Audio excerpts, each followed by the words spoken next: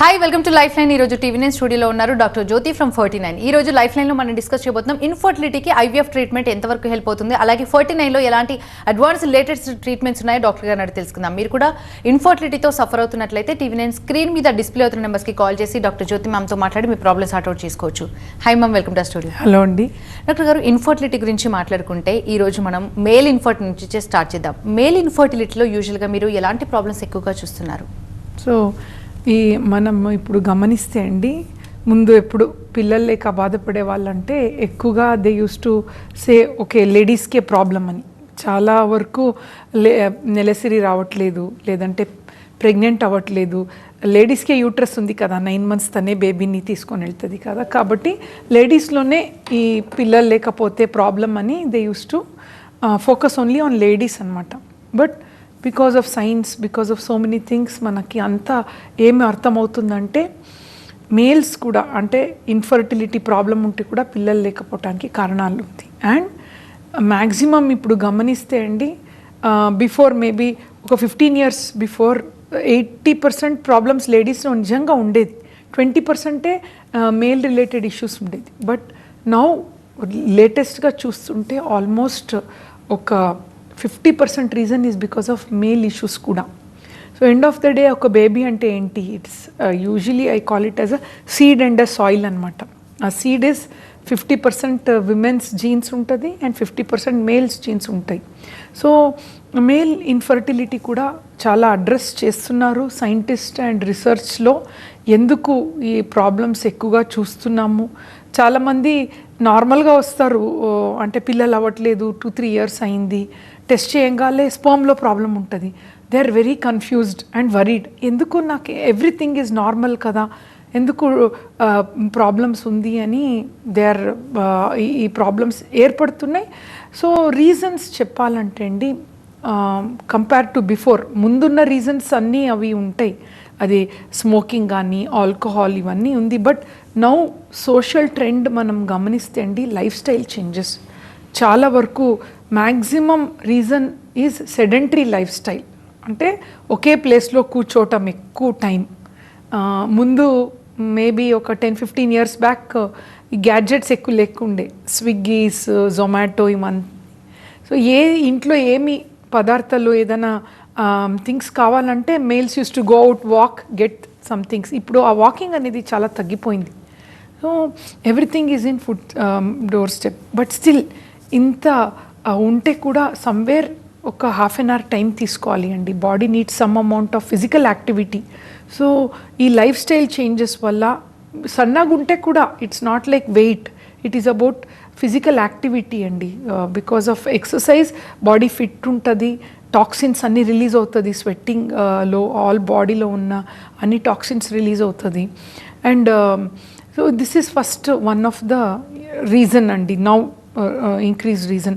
Second is excessive use of gadgets. మనం గమనిస్తే ఎప్పుడు ల్యాప్ మీద, then always the laptop is there and cell phone. So ఇవన్నీ radiations we don't know, still research is happening. Many somewhere some radio frequency energy అయితే చూస్తున్నాం. So definitely one kind of changes in life style కూడా is important అనమాట. And rest other reasons, infection also. ఇండియాలో ఎక్కువగా sperm తక్కువ అవటానికి one of the reason is infection also మేము చూస్తున్నాం. సార్ డాక్టర్ గారు, జనరల్గా మీరు అన్నట్టుగా మేల్ ఇన్ఫర్టిలిటీలో ఇలాంటి రీజన్స్ అన్నీ ఒక కారణం అనుకుంటే, జనరల్గా స్పర్మ్ కౌంట్ అనేది కూడా ఇంకో కారణంగా అనుకుంటే ఎలా ఉండాలంటారు? స్పర్మ్ కౌంట్ ఎంత ఉండాలంటారు? ఎప్పుడు డాక్టర్ని కన్సల్ట్ అవ్వాలంటారు? Sperm count, how do we know మేల్కి ప్రాబ్లం ఉంది అన్నప్పుడు, లేడీస్కి యూజువలీ సిమ్టమ్స్తో వస్తారు. లేడీస్ నాకు నెలసరి ఇర్రెగ్యులర్గా ఉంది అంటారు, అంటే నెల టైంకి రావట్లేదు. సో సమ్వేర్ డాక్టర్కి హిస్టరీలోనే తెలుస్తుంది పేషెంట్తో మాట్లాడుతున్నప్పుడు, ఓ తనకి ఈ ఎగ్స్లో ప్రాబ్లం ఉంది. కొందరు లేడీస్ పీరియడ్స్లో పెయిన్ అంటారు, ఇంకా నానా రకాల సిమ్టమ్స్ కనిపిస్తాయి లేడీస్లో. బట్ మేల్స్లో సిమ్టమ్స్ ఏమి ఉండదు. So they also don't know. It's a very surprise for them, very unfortunate surprise అనమాట. ఐడియల్లీ మేల్ ఇన్ఫర్టిలిటీలో ఎలా తెలుసుకోవాలి అంటే స్పర్మ్ అనాలిసిస్ అండి. అది 3 days అబ్స్టినెన్స్తో స్పర్మ్ టెస్ట్ చేయటం జరుగుతుంది. స్పర్మ్ టెస్ట్లో WHO వరల్డ్ హెల్త్ ఆర్గనైజేషన్లో ఒక readings they have given us. Count అనేది 25 million per ఎజాక్యులేట్లో ఉండాలి, more than that. And motility కూడా out of the 25 million 40% motility ఉండాలి. అండ్ దెన్ మార్ఫాలజీ అంటే స్పర్మ్ కూడా ఒక షేప్ ఉంటుంది, హెడ్, నెక్, టెయిల్ డిఫెక్ట్స్ అని. సో 4% ఈజ్ గుడ్ ఎనఫ్ అండి. 4% మార్ఫాలజీ ఉంటే we call it as normal sperm parameter అని. సహజంగా రీజన్స్ అనేటప్పుడు also in the field of medicines అండి, స్పర్మ్లో ప్రాబ్లం ఉన్నది ఓన్లీ 60% వరకు వి నో ద రీజన్స్. 40% ఏమీ ఉండదు, వాళ్ళకి లైఫ్ స్టైల్ బాగా నార్మల్గా ఉంటుంది. So sperm problems 40% we don't even know the reason. We call it as unexplained sperm issues అని. అన్ఎక్స్ప్లెయిన్డ్ అంటే టెస్ట్లో మనకు ఏర్పడదు ఎందుకు ప్రాబ్లం ఉంది అని. సో ఎక్కువగా 40% we call it as unexplained. జనరల్గా when we talk about medicine అండి, చాలా body is something 60% treatment globally, it can be in any other country also, అంతవరకే సొల్యూషన్ ఉంది. 40% even for doctors we also don't know the reason. So but treatment ఉంది, okay ఈ problem ఉంది కదా.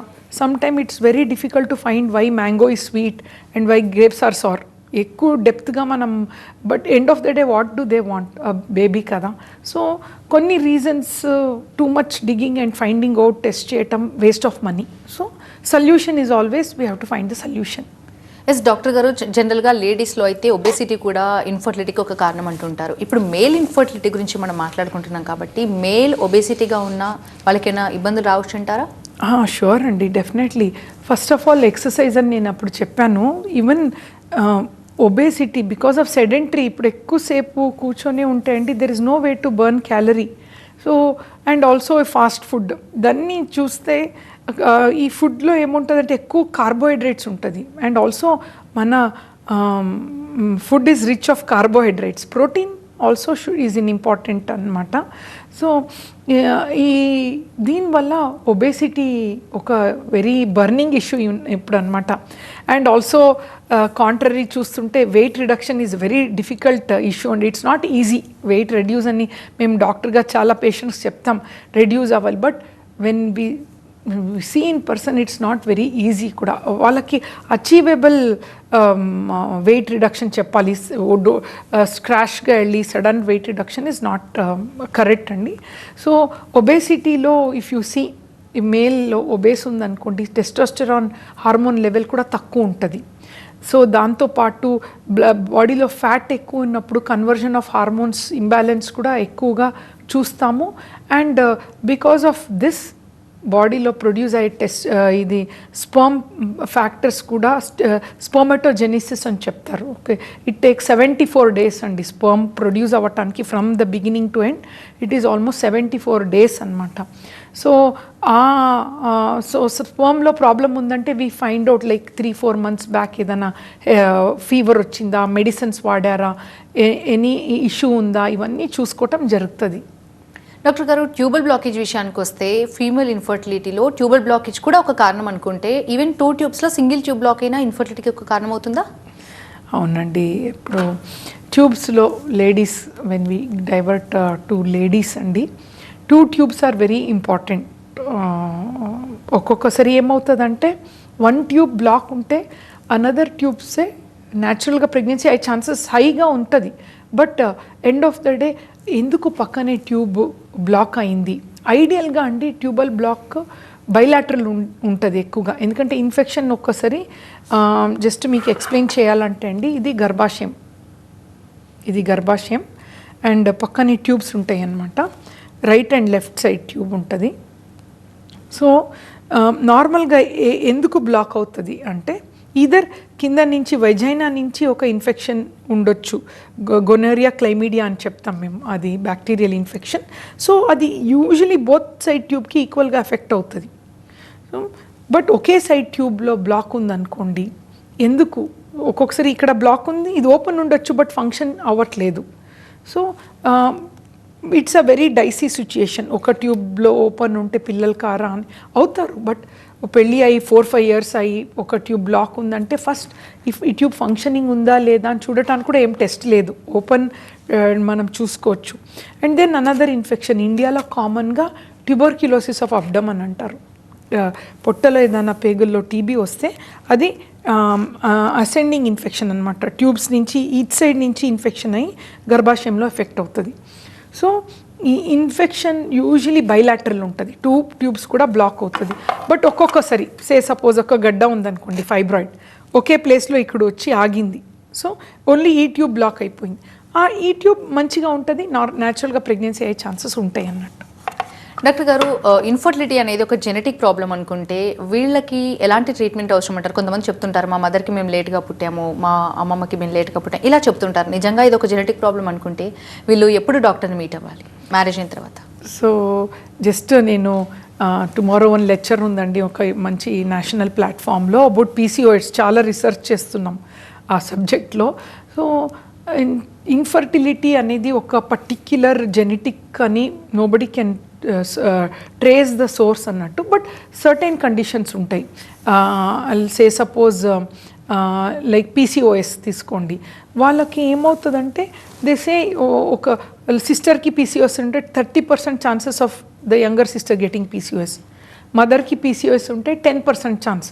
So కొన్ని situation మనం జీన్స్లో ఉంటుంది, but it's not only genetic అండి. ఫర్టిలిటీలో ఎక్కువగా combination of genes and environment. Say బాడీలో జీన్స్ ఉంది, బట్ అదే ఎన్వైర్న్మెంట్గా హెల్తీ ఫుడ్, ఎక్సర్సైజ్, ఒబేసిటీ లేదు, ఇవన్నీ కంట్రోలబుల్ ఫ్యాక్టర్. కంట్రోల్ చేస్తే ఆ జీన్స్ బయటపడదు. సో లోపల ఉన్న genes it starts functioning well, న్యాచురల్గా కూడా ప్రెగ్నెన్సీ అవుతాయి. అదే జెనెటిక్గా ఉండి ఎన్వైర్న్మెంట్లో లైక్ ఎక్సెసివ్ అంటే ఏ food habits, more carbohydrates, no exercise, obesity, ఇవన్నీ ఒబేసిటీ వచ్చినప్పుడు ఏమవుతుంది, body say suppose the girl is 55 kgs, సడన్గా షీ బికమ్ 70. సో ఆ వెయిట్కి ఆ హార్మోన్స్ పని చెయ్యదు. సో అగైన్ జీన్స్లో ఉన్న ఇష్యూస్ అన్నీ బయట ఏర్పడతాయి.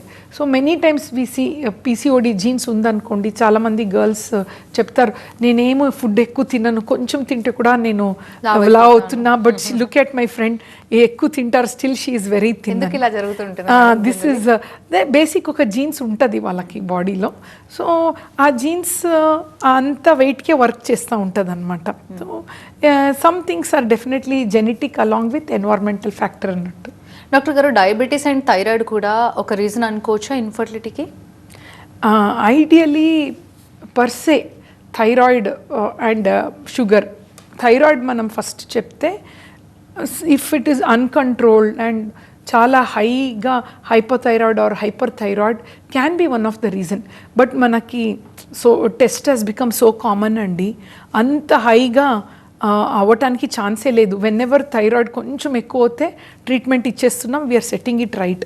ముందు maybe when I started my career 20 years back I use to see uncontrolled thyroid అని. ఇప్పుడు అందరూ first they finish thyroid test. అంత కామన్ అయిపోయింది thyroid problem. So we're not seeing thyroid causing infertility much because it's very well control. బట్ ఒకటి ఏంటంటే important, pregnancy అయ్యే ముందే థైరాయిడ్ అన్నీ నార్మల్ ఉండాలి. Because first 3 months baby development, baby brain డెవలప్మెంట్కి ఈ హార్మోన్ చాలా ఇంపార్టెంట్.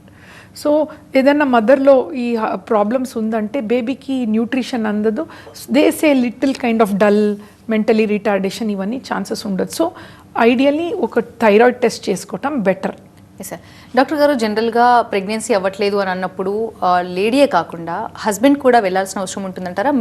ఒక కపుల్ డాక్టర్ని మీట్ అవ్వాల్సిన అవసరం ఎంతవరకు ఉందంటారు? సో ఫర్టిలిటీ ట్రీట్మెంట్ వచ్చినప్పుడు ముందు first consultation ideally we would like to see the couple. ఎందుకు అంటే on the whole fertility again baby is from both the genes కదా. సో బేసిక్ టెస్ట్ ఒక ఫార్చునేట్లీ మేల్స్కి ఏంటంటే ఓన్లీ 1 టెస్ట్ ఉంటుందండి, లేడీస్కి కొన్ని 2-3 టెస్ట్స్ ఉంటాయి. స్కాన్ ఉంటుంది, ట్యూబ్ టెస్ట్ ఉంటుంది, బ్లడ్ టెస్ట్ ఉంటాయి. బట్ మేల్స్కి only most of the time it's sperm analysis. ఒక్కసారి ఫస్ట్ విజిట్లో ఆ స్పర్మ్ అనాలిసిస్ నార్మల్ ఉందంటే we tell even in this journey of fertility I also tell ladies ఎప్పుడు హస్బెండ్ రావాలి కంపల్సరీ అని అనుకోకూడదు. బికాస్ ఫర్టిలిటీ ట్రీట్మెంట్ అనేది అయితే లేడీస్ కంపల్సరీ రావాలి, because we have to do scan every visit. Both of them need not come, but certain visit where decision making is very important. ఎందుకంటే ఫర్టిలిటీలో always వాళ్ళకి ఇప్పుడు example ఏదైనా health problem ఉంది, fracture కానీ any other issues, heart problem అనుకోండి, we don't even talk to patient, first తీసుకొని వెళ్ళి treatment ఇస్తాం. But fertility it's not like that. Patients are oriented totally. We have different modes of treatment అన్నీ explain చేస్తాం. Because end of the day when as a doctor when I'm sitting in front of couple, మా డాక్టర్గా responsibility ఏంటి అంటే ఎంత తొందరగా ఒక baby వాళ్ళ చేతిలో పడాలి అనేది, టైమ్ టు ప్రెగ్నెన్సీ అంటాం. So couples and we sit together and decide ఈ రూట్లో ఈ ట్యాబ్లెట్స్ మెథడ్ వెళ్తే it may take 6 months, IUI చేస్తే 4 months. సో ఆ డిసిషన్ మేకింగ్కి we always want husband and wife together to decide. ఒకసారి డిసిషన్ అయిన తర్వాత ఇంకా ఏదైనా change in direction of treatment అన్నప్పుడు we expect husband to come. But regular scans కానీ కొన్ని ఇంజెక్షన్స్ కానీ we ideally don't trouble the husbands. Doctor గారు, ఇన్ఫర్టిలిటీతో సఫర్ అవుతున్న వాళ్ళకి ఐవీఎఫ్కి వెళ్ళాలంటే చాలా డౌట్స్ ఉంటాయి డాక్టర్ గారు. మీ దగ్గర ఎలాంటి లేటెస్ట్ అడ్వాన్స్డ్ ట్రీట్మెంట్స్ ఉన్నాయి 49లో? సో ఐవీఎఫ్ అంటే ఇన్ విట్రో ఫర్టిలైజేషన్ అనమాట. సో ముందు ఈ ఐవీఎఫ్ అనేది ఒక baby is created in lab అనమాట. So when the creation happens in lab అనేది it's a divine place for us. So గర్భాశయం, లేడీలో ఉన్న గర్భాశయం క్వాలిటీ మిమిక్ అవటం చాలా important. End of the day baby అయినప్పుడు హెల్తీ బేబీ ఉండాలి. If the patient doesn't become pregnant it is okay, నేను ఎవ్రీ కపుల్కి అదే చెప్తా, but baby should be very healthy. So hygiene of lab place a very important parameter అండి ఐవీఎఫ్లో. So ఐవీఎఫ్లో ఏంటి, why people are worried, maybe నేను 20 years before when I started my journey in the fertility field అండి, I was very surprised. PG చేసిన తర్వాత posting ఉండింది అక్కడ. I use to see IVF patients అందరూ ఇలా stomach was so like a pregnant women. ఏంటి pregnant వార్డ్కి వచ్చానా అంటే 20 years బ్యాక్. సో ఐవీఎఫ్ అయిన తర్వాత కొంచెం OHSS అని ఒక సిమ్టమ్ ఉండేది, they use to bloat little.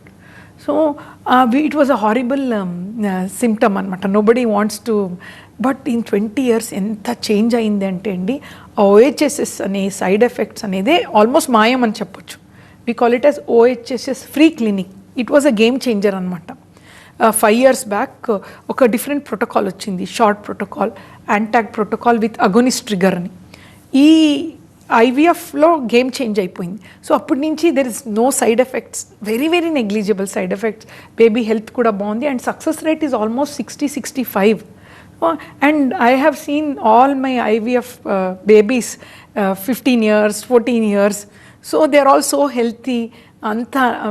There is no change between normal kids anamata. In fact, so it is definitely kondarki baby kalena vallaki it's a varam ani cheppochandi.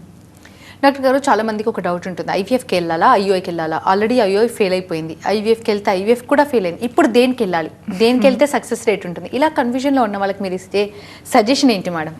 So IUI correct really, because nobody likes failures అండి. We as doctor also sitting in our OPD, patient negative వస్తే we also feel very bad. అంటే end of the day I always tell infertile couples, మీరు players, we are coach, మీరు గెలిస్తే మేము గెలిచినట్టు, if you lose we also lose the battle. But end of the day it's a life కదా, ఒక baby అనేది life రావాలి. So IUI success rate is only 12-14% maximum. అంటే some people may tell 20-30, but సైన్స్లో గ్లోబల్గా చూస్తే 12-14% అంటే ఒక 100 మందికి ఐయూఐ చేస్తే ఒక 12 మందినే ప్రెగ్నెంట్ అవుతారు. సో టుడే ఇప్పుడే జస్ట్ ఇక్కడ వచ్చే ముందు ఒక పేషెంట్ చూశాను, ఐయూఐ చేశారు, నెగిటివ్ వచ్చింది అని వచ్చారు ఎక్కడి నుంచో. Then I told please sit, understand, IUI చేస్తే 100% కాదు కదా, it is only 12%. Chances of failing is almost 88. But 2-3 cyclesలో 12 ఆల్మోస్ట్ 35% బేబీతో వెళ్తారు. Cumulative pregnancy rate. ఓపిక ఉండాలి ఐయూఐలో. Definitely but it's a simple process 3 to 4 visits ఉంటుంది అంతే. I always tell 12% success rate. మీరు అన్ని పని వదిలేసి ఇక్కడ కూర్చోకూడదు. డోంట్ థింక్ ఓ ఈ మంత్ నేను వెళ్తా హాస్పిటల్కి ప్రెగ్నెంట్ అవుతాను. No, you do your routine work. This is a it should become a pleasant surprise to you. ఓ నేను ఫర్టిలిటీ ట్రీట్మెంట్ తీసుకుంటా, అన్ని పని ఆపేస్తాను, హాలిడే తీసుకుంటా, రెస్ట్ తీసుకుంటా. There is no role of rest at all in fertility treatment. ఎప్పుడు I keep giving this awareness అండి. చాలామంది ట్రీట్మెంట్ తీసుకుంటే కదలకూడదు, బయట వెళ్ళకూడదు. No, fertility treatment zero role of rest. In fact 2-3 days, 1 week, no not at all. Baby పెట్టిన తర్వాత embryo transfer science says that even 5 minutes rest అవసరం లేదు. యూకేలో యూఎస్లో అయితే ఎండోమెట్రియం బేబీని ట్రాన్స్ఫర్ చేస్తారు. They don't even give any wheel chair, కింద నడుచుకొని వెళ్ళమంటారు. So all studies have proved అండి there is no role of rest. Only pregnancy వచ్చిన తర్వాత కొంచెం బ్లీడింగ్ ఉన్నప్పుడు అప్పుడు వీటెల్ కొంచెం రెస్ట్ తీసుకోవాలి అనేది, but otherwise no role of rest. Thank you so much for being here ma'am. ఇది వాళ్ళ లైఫ్ లైన్ చూస్తూనే ఉండండి TV9.